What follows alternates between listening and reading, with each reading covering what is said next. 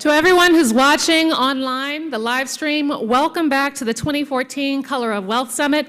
To everyone in the room, I hope you had a great lunch and welcome back. I'd like to introduce the chairwoman of the Congressional Asian Pacific American Caucus. Dr. Judy Chu was elected to the U.S. House of Representatives in July of 2009. On her very first day in office, she worked through the night during a marathon debate to help pass President Obama's health care reform bill. In 2012, she was reelected to the newly drawn 27th District of California, and in the 113th Congress, Dr. Chu serves on the House Judiciary Committee and on the House Small Business Committee. Dr. Chu holds the distinction of being the first Chinese-American woman elected to Congress. In 2011, her peers elected her as the chair of the Congressional Asian Pacific American Caucus.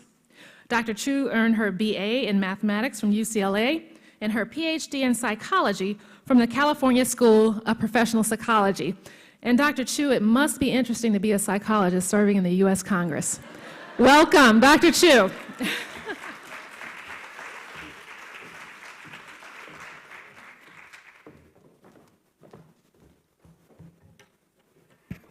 Well, good afternoon. It's so great to be here at the 2014 Color of Wealth Summit. I want to commend the Center for Global Policy Solutions for all the hard work on Beyond Broke, this report that shines a light on an issue that's too often ignored, the racial wealth gap in our country.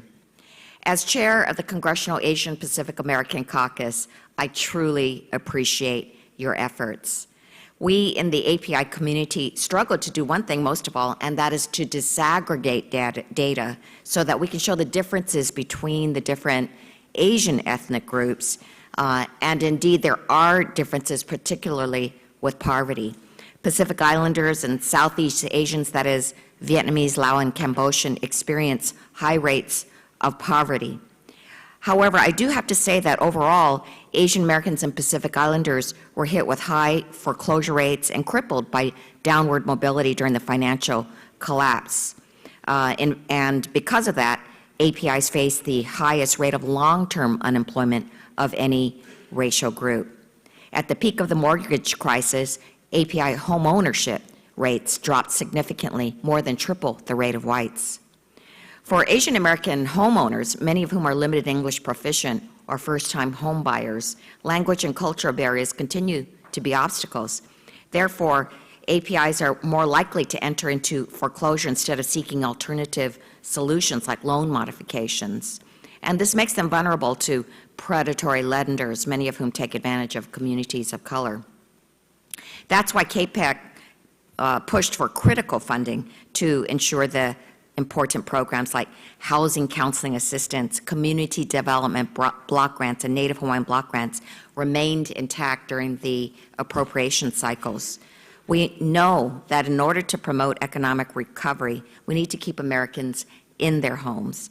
And so it is crucial that we focus on the efforts to stem the foreclosure crisis, improve access to language services, and hold mortgage servicers accountable.